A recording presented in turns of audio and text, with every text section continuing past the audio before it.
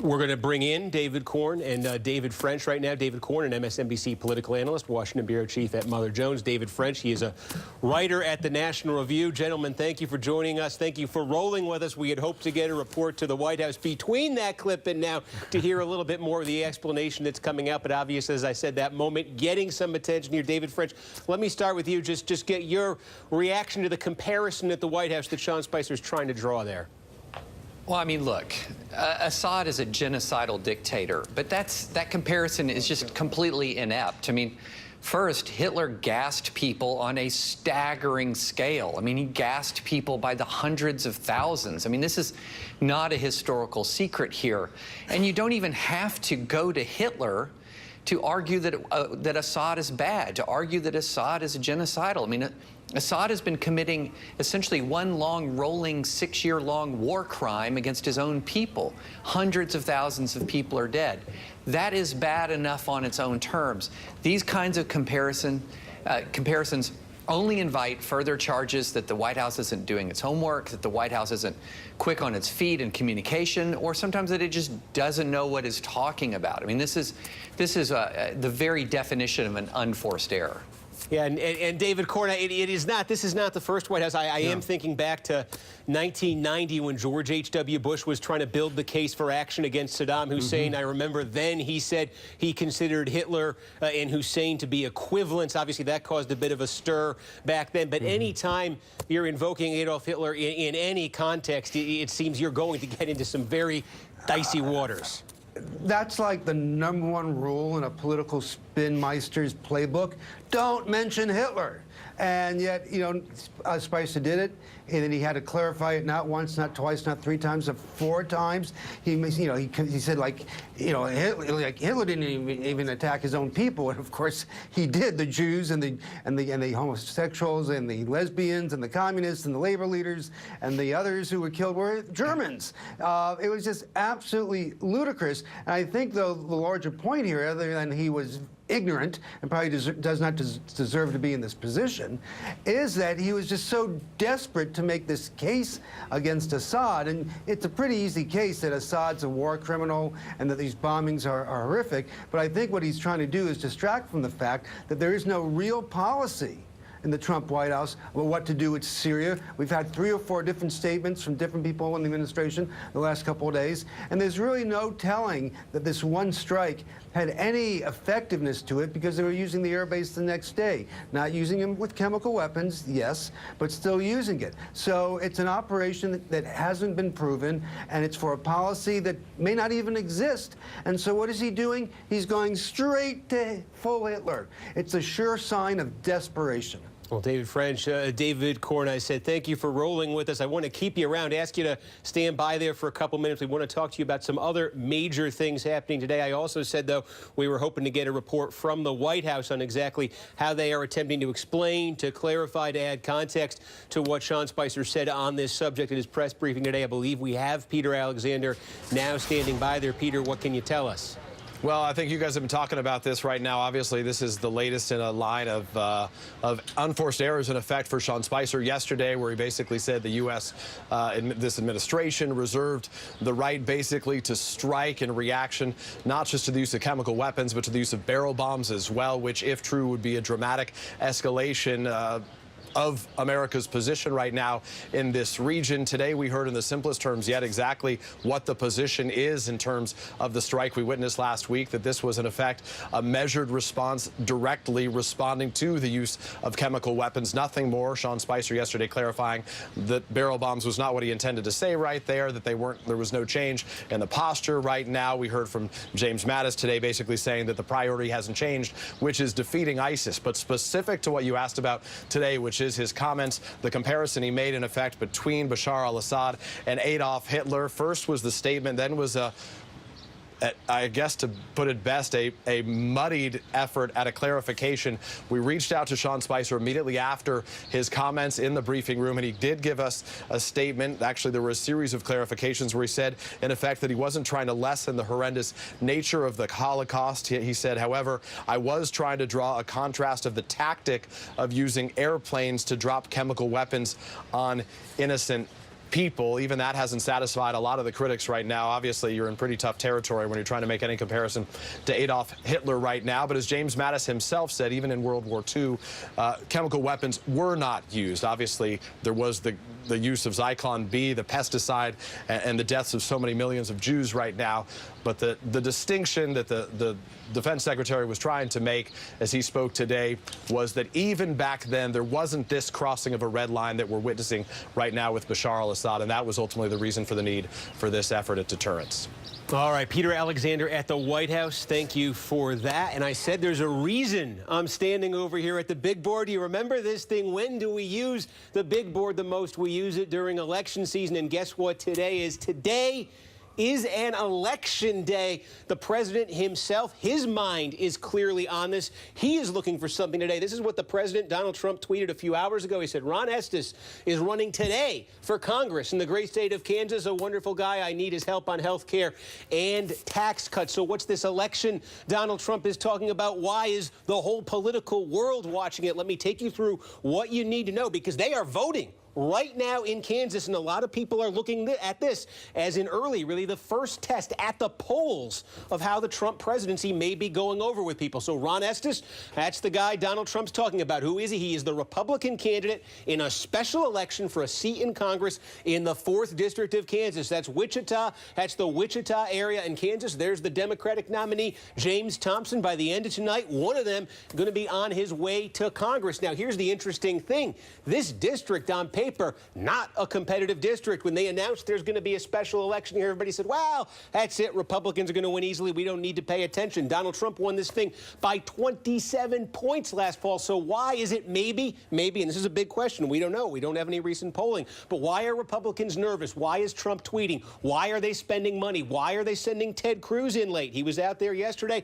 2 reasons, 2 things Republicans are nervous about here in Kansas and more broadly. Number 1, Democratic enthusiasm. Think of all those protests you've seen, those marches, those actions at town hall meetings that Republican members of Congress have had. Republicans are worried, hey, it's a special election. People aren't used to voting in April. Is every Democrat in this district, do they have this circled on their calendars? Are they all getting out to vote? Does it matter more to Democrats to send a message against Trump than it does to Republicans to get out to the polls? That's one thing Republicans are a little bit nervous about. The other is in Kansas, the governor there, Sam Brownback, he is a close ally of Estes, the Republican candidate. Sam Brownback's approval rating is barely 20%. Even Republicans, he's even struggling with Republicans in Kansas. Could there be Brownback blowback that hurts Estes in this race? So those are 2 things here that Democrats maybe are a little hopeful about, but keep this in mind.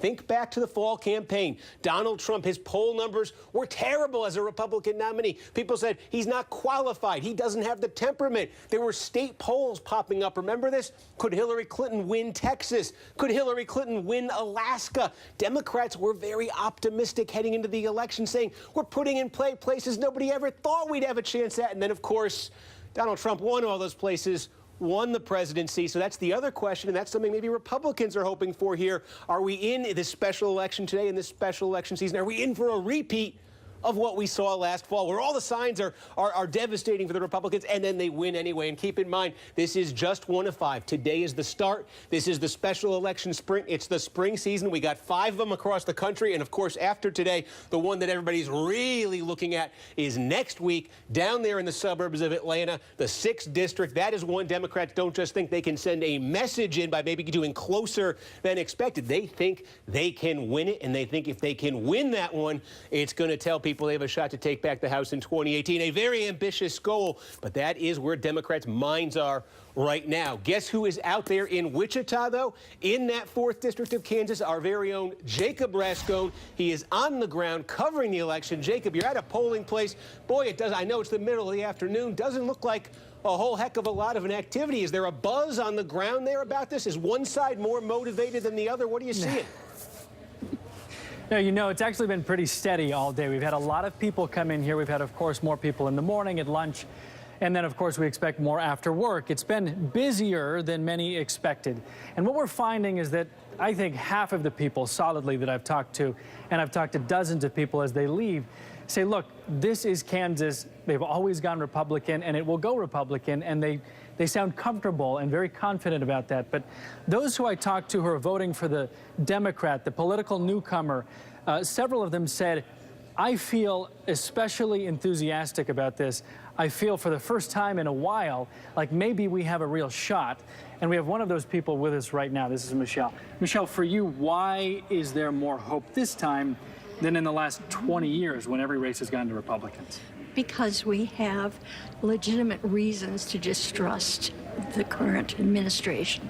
Meaning the President of the United States?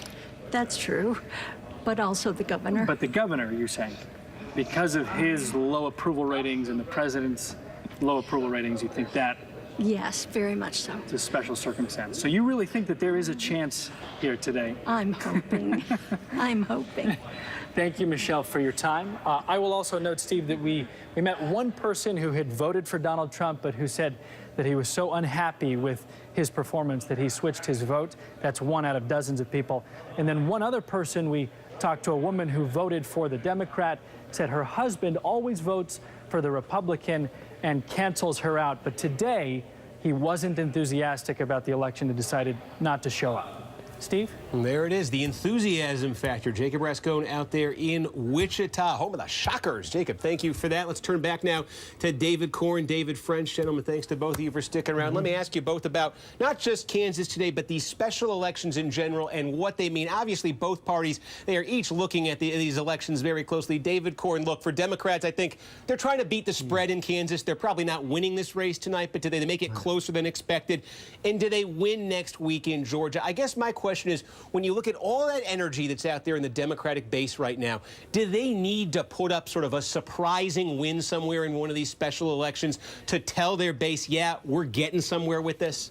I think Donald Trump is providing the base all the motivation that's needed. And I don't think people protesting from California to Maine are going to change their mind on the basis of what happens with the Kansas election. That is, if it seems like the Republican is going to win a seat that has always been held by a Republican. So that will not be disappointing. Now, if it should happen to win, the Democrats should happen to win that seat, I think that will get people revved up. But a loss, this seat can do more to change Republican attitudes than Democratic attitudes, and it already has, because you see them worrying about this seat, but also what's happening in Georgia. Again, another difficult seat for the Democrats, but a little bit more within reach, as you know, than this seat in Kansas. So if they don't win, but they come close in Georgia, again, that's good enough for the progressives and the Democrats.